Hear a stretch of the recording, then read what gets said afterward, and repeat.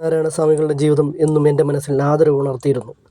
ആഴത്തിൽ മഹാത്മാവിനെ പഠിക്കാനും വിലയിരുത്തുവാനും നിസ്വയായ എൻ്റെ ജന്മത്തിന് കഴിയുമെന്ന് ഞാൻ അവകാശപ്പെടുന്നില്ല. സ്കൂൾ, കോളേജ് വിദ്യാഭ്യാസ കാലഘട്ടത്തിൽ പ്രസംഗത്തിനും ഉപന്യാസത്തിനുമുള്ള വിഷയങ്ങളായിരുന്നു ഗുരുവും കൃതികളും. ആർഷധർമ്മം സഫലമാക്കാൻ ഇന്ത്യയിൽ അസംഖ്യം മഹാന്മാർ പിറന്നു. നാരായണ ഗുരു ജീവിച്ചിരുന്ന 1850 കാലഘട്ടം കേരളത്തിൻ്റെ സാമൂഹ്യ ചരിത്രത്തിൽ ഇരുളടഞ്ഞ ഏടുകളാണ് നമുക്ക് മുന്നിൽ തുറന്നിടുന്നത്. ചാതുർവർണ്ണയത്തിൻ്റെ ദുർനിയമങ്ങൾ സൃഷ്ടിച്ച് ബ്രാഹ്മണ മേധാവിത്വം സമൂഹത്തെ ഒന്നാകെ കീഴടക്കി കഴിയുകയായിരുന്നു. ദൈവ ആരാധന പോലും നിഷേധിക്കപ്പെട്ട ഒരു അവശ്യ വിഭാഗം അംഗസംഖ്യയിൽ മാത്രം മുന്നിട്ട് കേരളത്തിലുണ്ടായിരുന്നു.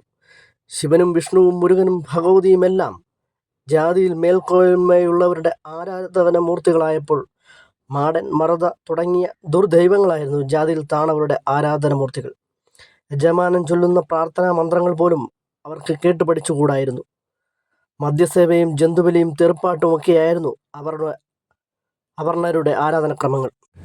ഇതിഹാസ പുരുഷന്മാർ അനവധിയുണ്ട്. ഓരോരുത്തരും പ്രതിബന്ധമായ കർമ്മബന്ധാവുകൾ സൃഷ്ടിച്ചു. അശാന്തി കൊണ്ടും അപകടം കൊണ്ടും പീഡിപ്പിക്കപ്പെട്ട അധസ്ഥിതരെ മോചനമാർഗങ്ങൾ ഉപദേശിച്ചും കാണിച്ചു കൊടുക്കുകയും ചെയ്തവരാണ്. അവരിൽ പ്രമുഖ സ്ഥാനം ശ്രീനാരായണ ഗുരുവിനുണ്ട്. ചരിത്ര പുരുഷന്മാരെക്കുറിച്ച് കാളിദാസൻ മുതൽ CV കുഞ്ഞിരാമൻ വരെയുള്ളവർ രചനകൾ നടത്തിയിട്ടുണ്ട്. അപ്രകാരമുള്ള കാവ്യങ്ങൾ മനുഷ്യകുലത്തിന് പ്രകാശം ചൊരിഞ്ഞുകൊണ്ട് നിലനിൽക്കുന്നു. ആഴമേറും നിൻ മഹസ്സാമാഴിയിൽ ഞങ്ങളാകവേ ആഴണം വാഴണം നിത്യം വാഴണം വാഴണം സ്വയം. അവനിവനെന്നറിയുന്നതൊക്കെ ഓർത്താൽ അവനാദ്യമായ ആത്മരൂപം അവനാത്മസുഖത്തനാചരിക്കുന്നവൻ അപരനു സുഖത്താൻ ഐവരേണം. ആത്മോപദേശവും ദൈവശതവുമെല്ലാം എത്ര ആവർത്തി വായിച്ചാലും അറിവിൻ്റെ നൂതന നിധികുംഭങ്ങൾ അവയിൽ നിന്നും ഉയർന്നു വരുന്നത് കാണാം.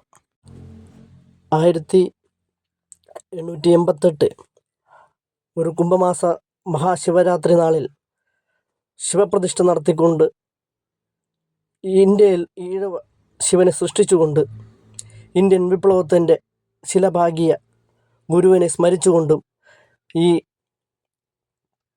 വർഷം നമുക്ക് മുന്നോട്ട് പോകാം. അത്തരം സാഹചര്യം നിൽക്കുമ്പോൾ മാധ്യമങ്ങളും ഈഴവ സഹോദരങ്ങളും കേരള സമൂഹവും ഇന്ന് മഹാത്മാഗാന്ധിയുടെയും ഗുരുവിൻ്റെയും സമാഗമത്തിൻ്റെ 100ാം വാർഷികം ആഘോഷിക്കുന്നതിനേക്കാൾ ഉപരി നമ്മൾ കേരളീയർ നവോത്ഥാനത്തിൻ്റെ പാത പിന്തുടരുന്ന നല്ല സമൂഹം ഗുരുവിൻ്റെ സന്ദേശങ്ങൾ പ്രചരിപ്പിക്കുന്നതിന് വേണ്ടി ഉത്തരവാദിത്തം ഏറ്റെടുത്തുകൊണ്ട് നമുക്ക് ഇന്ത്യൻ ശിവൻ ഈഴവ ശിവൻ ഇന്ത്യൻ വിപ്ലവത്തിൻ്റെ പിതാവെന്ന ശ്രീനാരായണ ഗുരുവിൻ്റെ കാഴ്ചപ്പാട് ഉയർത്തിപ്പിടിക്കേണ്ടത് അത്യാവശ്യമാണ്. ദൈവമേ കാത്തുകൾഗങ്ങ് കൈവിടാതെ ഞങ്ങളെ നാവികൻ നീ ഭാവാബ്ദിക്ക് രാവിൻ തോണി നിൻ പദം. ആഴമേറും നിൻമഹസ്സാമാഴിയിൽ ഞങ്ങളാകവേ ആഴണം വാഴണം നിത്യം വാഴണം വാഴണം സുഖം. നാരായണമൂർത്തേ ഗുരുനാരായണമൂർത്തേ നാരായണമൂർത്തേ പരമാചാര്യ നമസ്തേ. കുമാരനാശാൻ്റെ ഈ വരികളെ ഗുരുവിനെക്കുറിച്ചുള്ള ഓർമ്മകൾ സ്മരിച്ചുകൊണ്ട് ഞാൻ ഒരു കാര്യം ഇവിടെ പറയാൻ ആഗ്രഹിക്കുകയാണ്. ശ്രീനാരായണ ഗുരുസ്വാമികളുടെ സഞ്ചാരം അത് മനുഷ്യർക്ക് വേണ്ടി സേവനം ചെയ്യുവാൻ വന്ന നാരായണസ്വാമികളുടെ ആദർശങ്ങൾ എല്ലായിടത്തും പ്രചരിപ്പിച്ചു. ഗുരു ചെന്ന പ്രദേശങ്ങളിലെല്ലാം തന്നെ ഗുരുവിന് ഗംഭീര സ്വീകരണം ലഭിച്ചു. സാധുക്കളായ മനുഷ്യരെ പുലയനെന്നും പറയനെന്നും ഉള്ള ഭേദചിന്ത വിട്ട് പെരുമാറാൻ ഗുരു എല്ലാ ജാതിക്കാരെയും ഈഴവരെയും ഉപദേശിച്ചു. മദ്യമുണ്ടാക്കി വിൽക്കരുത്, തൊടലും തീണ്ടലും ആചരിക്കരുത്, ദുർദേവതാ സ്തോത്രങ്ങൾ ചൊല്ലരുത് എന്നൊക്കെ ഗുരു ഉപദേശിച്ചു. നല്ല വൃത്തിയിൽ നടക്കാനും നല്ല ഭാഷയിൽ സംസാരിക്കാനും നല്ല രീതിയിൽ ജീവിക്കുവാനും സ്വാമി ഭക്തരെ ശീലിപ്പിച്ചു.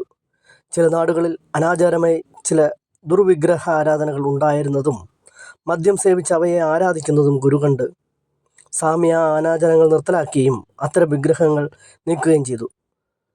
സദ്ദൈവ ആരാധന മാത്രം വിധിച്ചു. ജന്തുഹിംസ പാടില്ലെന്നും മനുഷ്യജന്മം പോലെ തന്നെയാണ് എല്ലാ ജീവിവർഗങ്ങളെന്നും ഉപദേശിച്ചു.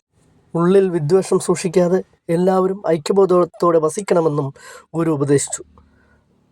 ധർമ്മം സേവനത്തിലൂടെ സ്ഥാപിക്കാനും അങ്ങനെ ജീവിതം ധന്യമാക്കുവാനും നാടിൻ്റെ പല ഭാഗത്ത് സന്യാസി ശ്രേഷ്ഠന്മാരെ നിയോഗിച്ചു. ഏതു നാടും സ്വന്തം നാടാണെന്ന് കാണുവാനുള്ള ആത്മീയ വികാസം ഉണ്ടാകണമെന്ന് ഗുരു ഓരോ നാട്ടിലും പ്രസംഗിച്ചു. ഗുരുവിൻ്റെ ആത്മചൈതന്യം അറിഞ്ഞ എല്ലാ നാടുകളിലുമുള്ളവർ ഗുരുവിനെ നാരായണനെ പോലെ ആരാധിച്ചു. സർവരുടെയും ഉയർച്ചയ്ക്ക് വേണ്ടി ജീവിതം മുഴഞ്ഞുവെച്ച നാരായണ ഗുരുവിൻ്റെ ജന്മം നമ്മളിലും പുണ്യം ചേർക്കുന്നു. ആ പരമാത്മാവിനെ നമസ്കാരം. ഓം സർവേ ഭവന്തു സുഖിനഃ, സർവേ സന്തു നിരാമയഃ, സർവേ ദ്രോണി പശ്യന്തു, മാ കശ്ചിത് ദുഃഖഭാഗ് ദേവതേ. ഓം ശാന്തി ശാന്തി ശാന്തി.